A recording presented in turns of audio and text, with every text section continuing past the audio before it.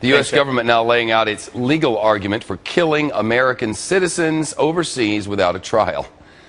But what about targeting people on U.S. soil? Can they now kill American citizens inside the country?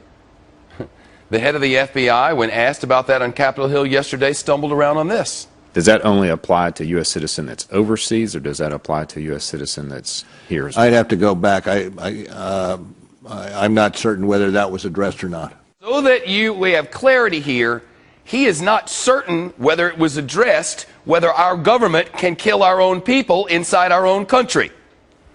This really needs to be addressed. We can't just answer this question. No, the government doesn't kill our own people. We have a process for this. It's called the justice system. You file charges, you lock them up, you try them before a jury of their peers, and then that's how. They don't kill our own people. Judge, the question is, can they kill our own citizens inside our own country? Well, the answer, this is a question we have to ask. It's not a question that we should have to ask, and it's not a question that he should have evaded answering.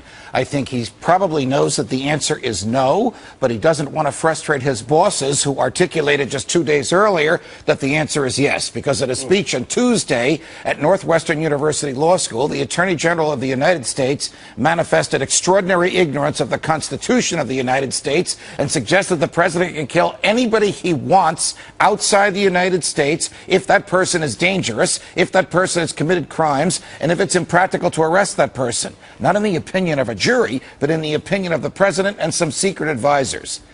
The Constitution says to the contrary. The Constitution says if the government wants your life or your liberty or your property, it has to articulate to a jury what law you have violated and prove its case beyond a reasonable doubt to that jury. It's called due process. Without due process, the government could take anything it wanted and kill anybody it wanted. And Attorney General Holder ought to know that. I suggest that Bob Mueller does. And the reason he evaded that answer is because he wants to keep his job. Well, you heard what Eric Holder said. He said there is due process, but there is not due juris something or other. Judicial process. Not judicial process. What the Attorney General said, let me make his argument. His argument is that there is a substituted form of due process. That if the president and his advisors carefully consider the danger of a human being and conclude that that human being needs to be stopped before that person causes any more danger, then the president can kill him. That's their argument. There is no case law that stands for that. There is no statute that authorizes it, and it directly defies the Fifth Amendment to the Constitution. Sounds like a crime against humanity. What's the difference between that and what Bashar al-Assad is doing to his own people? What is the difference? Nothing. What's the difference between killing somebody, an American with a drone in Yemen, and killing an American with a drone in Peoria? Nothing. Right. Same argument that Eric Holder made at the Northwestern Law School on Tuesday about al-Awlaki in Yemen could be made about somebody in Peoria tomorrow. You make an illegal lane change in Hollywood on the 101 freeway, and a drone will just shoot you out of the sky and throw you, bury you.